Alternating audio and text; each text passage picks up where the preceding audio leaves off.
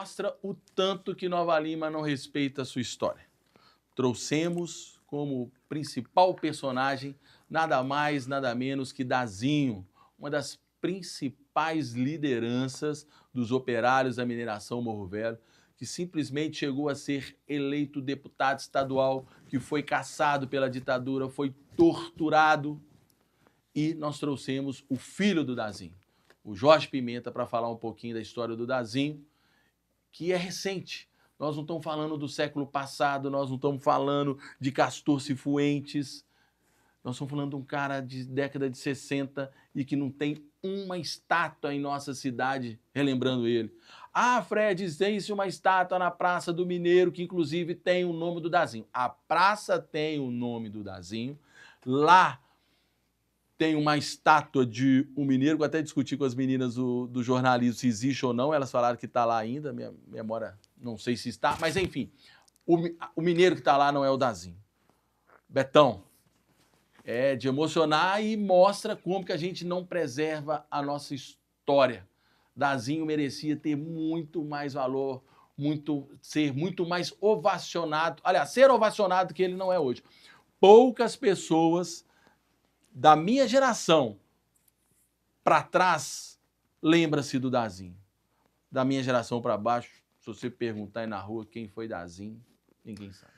Fred, a gente tem um problema de desmonte, né, das instituições, um desmonte com essa coisa da uberização, da terceirização do trabalho, do não reconhecimento dessa coisa do comércio digital, das pessoas não entenderem que, por exemplo, na medida que você desinstitucionaliza as suas relações comerciais e de consumo aqui da região, da cidade e tal, você acaba perdendo esse pertencimento. Isso tudo está envolvido, porque o comércio, a indústria, a mineração, está tudo envolvido porque isso tem a ver com a comunidade. O que representa o Dazinho na nossa história? Não é a primeira figura sindicalista que teve, mas foi a mais marcante, vamos dizer assim, que trouxe esse enfrentamento para a representatividade dos mineradores, né? Que o Sindicato dos Mineiros foi, em algum tempo no Brasil, o sindicato mais importante que o Brasil já teve, né? Então aqui teve muito, passou por aqui muitas histórias, o Dazinho faz parte crucial dessa história, né? Nesse fomento da luta dos operários. Então lembrar das histórias, lembrar da história do Dazinho é lembrar da história dos mineiros, do meu pai, das pessoas que ali trabalharam, dos antepassados, das pessoas que viveram isso aqui na mina de Morro Velho.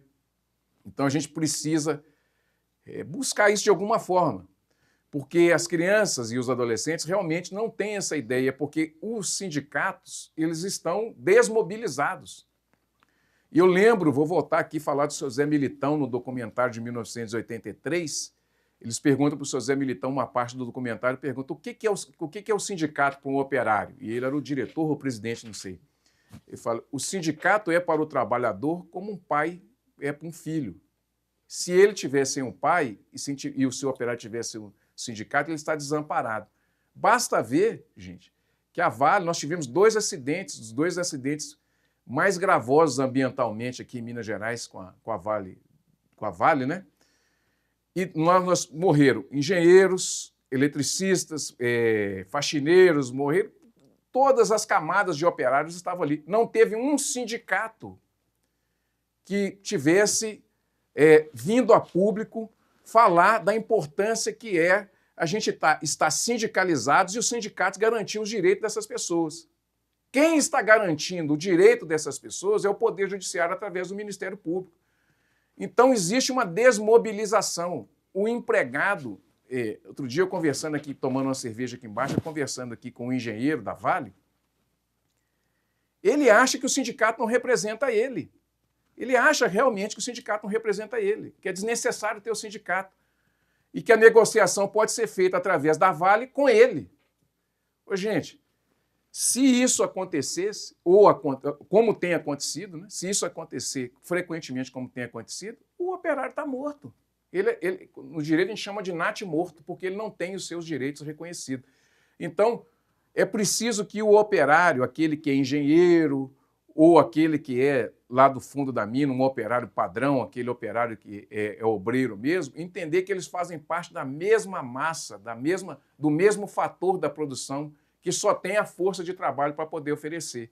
E é isso que a matéria traz, né? Rebuscando a antiguidade lá, buscando não tão longe assim, a figura do Dazinho para falar, olha, o sindicato é o pai do operário. Ele precisa do sindicato para fazer um enfrentamento com as grandes corporações, Fred. Então é isso que a gente precisa buscar e entender hoje. A uberização do trabalho, colocar o sujeito como empreendedor e responsável pela sua própria carreira, é uma crueldade, porque ele, na realidade, não vai ter perante ao empreendedor maior, à empresa maior, os seus direitos garantidos e muito menos força para poder brigar com ele sozinho.